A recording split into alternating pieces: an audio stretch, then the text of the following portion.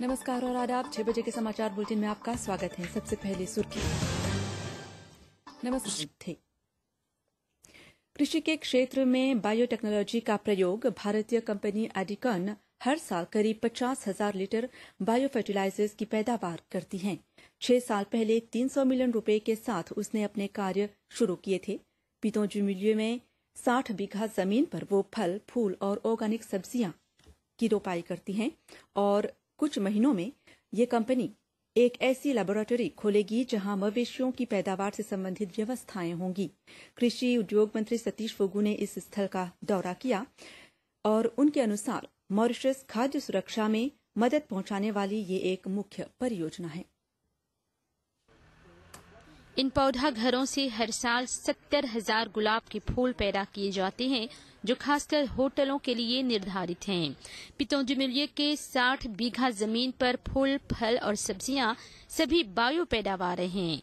ये भारतीय company bio fertiliser के जरिए ऑर्गेनिक कृषि अपना रही है। ये बायो फर्टिलाइजर वो खुद पैदा करती हैं। हर साल करीब 50,000 लीटर वो मॉरिशन खेतीहरों से बेचता है। एडिकन बायोटेक्नोलॉजीज के फाइनेंशियल कंट्रोलर अनूप मुखर्जी बताते हैं, बायो फर्टिलाइजर हमने यहाँ पे पहले आरओ के लेबोरेटरी में शुरू किया था 2008 में। उसके बाद 2010 में अपने साइट में शुरू किया।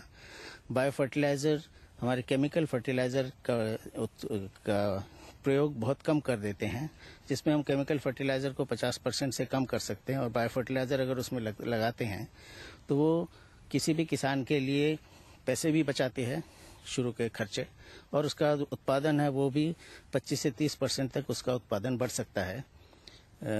50% कम कर सकता है केमिकल। जिसमें दो फायदे हैं, एक तो जो पर्यावरण सुरक्षा है वो बहुत अच्छी हो जाती है।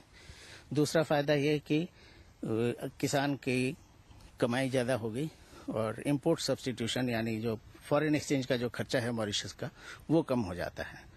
एडिकन बायोटेक्नोलॉजीज आने वाले महीनों में मवेशियों की पैदावार संबंधी एक लैबोरेटरी खोलेगी। हिंद महासागर इलाके में ये एक नई बात होगी। कृषि उद्योग मंत्री सतीश फुगू ने बताया कि इससे मॉरिशन पशुपालकों को फायदा होगा। हमारे गाय डेयरी इंडस्ट्री के बढ़ाने के लिए गाय को आर्टिफिशियल इंसेमिनेशन से उनको किया जाता है, लेकिन यहाँ पे आर्टिफिशियल जो इंसेमिनेशन के लिए जो फ्रोजन सीमेन है वो मॉरिशस में या अफ्रीका में या इंडियन ओशन रीजन में नहीं बनता। वो हमेशा यूरोप या अमेरिका से लाया जाता है, जो कि बहुत महंगा पड़ता है। उसके लिए हमारे पास एक्सोटिक बुल्स एचएफ और जर्सी ये बुल्स आ रहे हैं, जो कि इसी महीने में पहुंच जाएंगे और उनका सीमेन सितंबर अक्टूबर के बाद यहाँ पे मॉरिशस में अवेलेबल होगा और जो कि हम अफ्रीका को एक्सपोर्ट भी करेंगे। एडिकन बायोटेक्नोलॉजीज ने 2006 में 300 मिलियन रुपए की लागत पर अपना ये कारोबार शुरू किया था।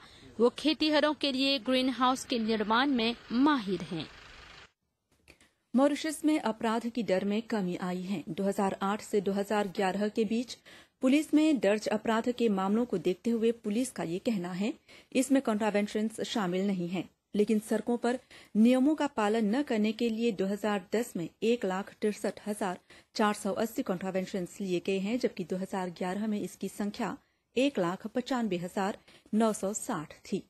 ये आंकड़े वित्त और आर्थिक विकास मंत्रालय द्वारा प्रकाशित किए गए हैं।